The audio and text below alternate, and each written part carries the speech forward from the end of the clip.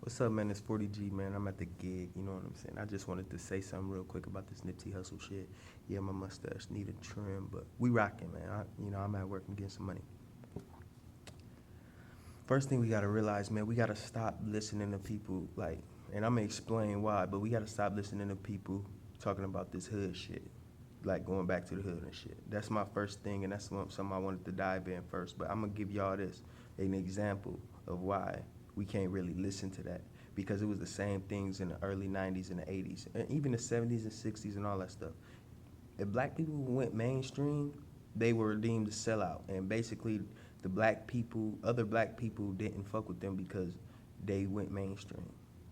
Now, going mainstream is going to the broader audience, basically bringing more money. You know what I'm saying? And even making pop music, what was considered pop music was selling out. You know what I'm saying? As well. So for years, we held, we literally, and this another point because we don't own nothing in hip hop. So for years, we held each other back based off a notion that if you go make more money, you're a sellout. Okay? So, like I said, now it takes a lot of ownership and shit out of our hands, you know what I'm saying? And that was a narrative given to us, you know what I'm saying? Just like looking tough and whatever in the early 90s, gangster rap is the narrative, is like R&B is gay, and gangster R&B singers and dancers are gay, and gangster rappers is how every man should be, is the real men. You know what I'm saying?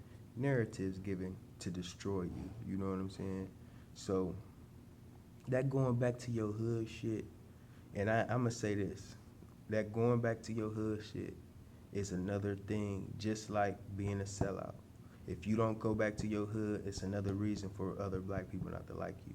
You know what I'm saying? Now, now you a sellout. You feel what I'm saying? That's exactly what they call you, a sellout and all that, if you don't go back to your own hood. But it seems that rappers always getting killed in their own hood. You know what I'm saying? And I think it's a thing where it's just another reason for to keep the division of the black celebrity and the regular black person. This is just another way of dividing us. You know what I'm saying? Instead of just being behind our brother, like everybody else behind theirs. You know what I'm saying? It's another way to keep us going back and forth with each other and having a problem with somebody like a Nipsey Hussle or somebody who don't necessarily go back to their hood. It's not about going back to the hood, man. It's about having ownership. It's about building an entity. Yeah, yeah, yeah. You can build something in your hood and you don't necessarily have to be there. So that'll be a good thing as well. But it's about building an entity that helps people. It's not going back to your hood, being in your hood. I don't want to live in where I'm at. You feel what I'm saying? So I might never come back once I leave, but I might do something for it. Even though the city where I'm at is greatly funded by the city, even the black side of town. This isn't the city like that. You know what I'm saying? But I would, if I had the money, I would do something specific for the people of the area where I'm from. You know what I'm saying? But I wouldn't be here. I don't have no reason to be here. You know what I'm saying? Like all that loyalty and all that stuff mean nothing to me. I never got nothing out of this hood, out of my hood. But I understand people from that hood. And I know what people go through from that hood. So yeah, I can offer to put something there to benefit the people there. You know what I'm saying? Or I can Master P, make a record label, do something to put black people in a position to succeed. That don't mean you gotta go back to your hood and be a target. Because y'all gotta understand, man, me personally, I'm gonna say it, I feel like you are targeted. You know what I'm saying? Because it's one thing for a person to want to rob a rapper and take all his jewelry, but it's another thing that somebody just want a rapper gone. You know what I'm saying? What y'all gotta understand, it's just not all about the Illuminati. It's not all about all that shit y'all talking about. It's about the fact that rappers are worth more dead than alive. They die. They basically people gonna buy up their music, gonna be listening to their shit, streaming, doing all that shit. You know, they gonna have to be able to sell news stories, make books, do all documentaries. They gonna be able to make a lot of money, maybe more money in the year that they die than any year that they was making music. You feel what I'm saying? Then the artist is cut out. You know what I'm saying? So if you ain't got like a lot of ownership in your shit, then they gonna make a lot of money off the top of you. You know what I'm saying?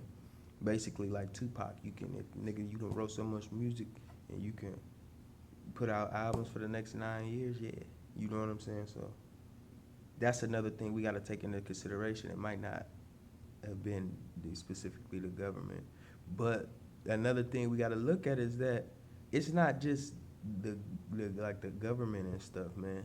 Like like in the Kanika Jenkins case, the morgue, the morgue, hospital, hotel, they all work together. You know what I'm saying? Like a place that can get people to come.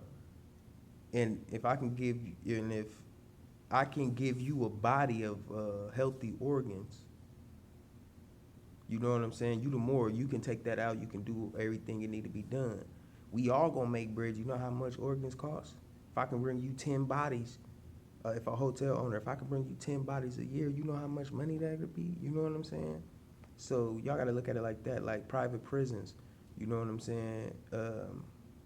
They have paid politicians, you know, people that own private prison to pay a politician to push a certain law.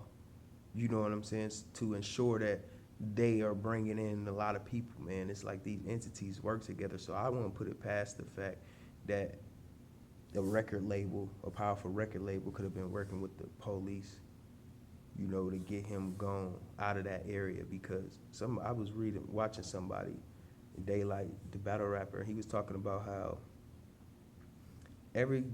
almost like most of the gangs outside of LA and stuff is fake. You know, that stuff just fake. They just hopped on that shit. That LA and Cali is where that stuff starts, where the first gangs originate. He's saying it's a project, you know what I'm saying? And it's the first one. And it's the one they haven't eradicated yet. You know what I'm saying? There's plenty of them, but like Chicago, they destroyed the projects and stuff. They destroying projects everywhere, but they not gonna destroy the projects in Cali or southern Los Angeles or wherever they was at, because they are a different breed of people. That's how they need those people to be. You know what I'm saying? Wow, because I heard somebody say, like, if LA come together, the black people will come together.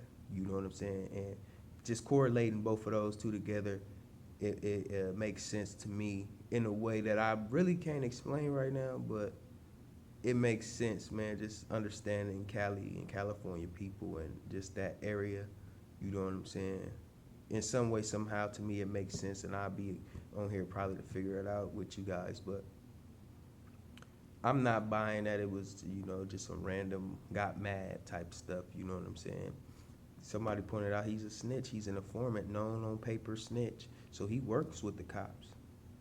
It's not far-fetched for them to pay somebody to inside job to do that.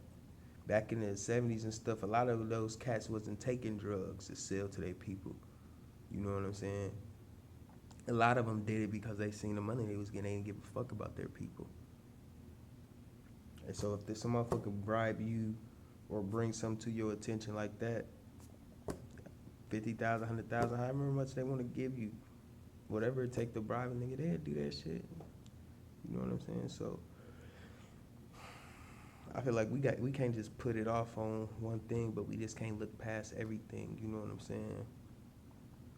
We gotta pay that man his respects, and we gotta understand this world is what you want it to be. So when I say that, the world is what they want it to be. If they want you gone, there's nothing to get you gone. But you gotta understand the narrative that they trying to portray. They're not just gonna do something and make it known that, oh, we don't give a fuck about nobody, we do what we want to do. They're not gonna do stuff like that because it's a narrative. They have to sustain an image. You know what I'm saying? So it's never just gonna happen like that. Like, people, what is you expecting them to send a Marine, a motherfucking SWAT unit person to run up and shoot him, what did you expect? You know what I'm saying? It was execution style killing. I don't care. I don't think a nigga was that mad over a few words, leave or whatever, like that. And then to leave and come back without them having the same type of high alert makes no sense. He already snitched. You don't want him there. When he come back and anybody see him, they need to be up in the strap and getting on his bumper quick. You can't tell me Nip was standing there looking in one direction, not looking back here, seeing the dude walk all the way up the strip mall, and didn't get alarmed. But and that's another thing. Like, how you not alarmed? That shows me that they couldn't have had an altercation. How he walked from one corner of the fucking building all the way up the side with nobody seeing him. I don't know if he was ducked or what. I didn't see no creepy, sneaky type situation. The camera don't do justice for me, but, you know, R.I.P. Nipsey Hussle, man. You know, be safe out here. You know, black people are motherfucking do jealous shit, and I'm a person who understand that and know that to a T. But that's our narrative, and it's easy to use that narrative to justify or to make it look like something else happened. You know what I'm saying? So we gotta just keep our mind open, and we gotta stop sitting back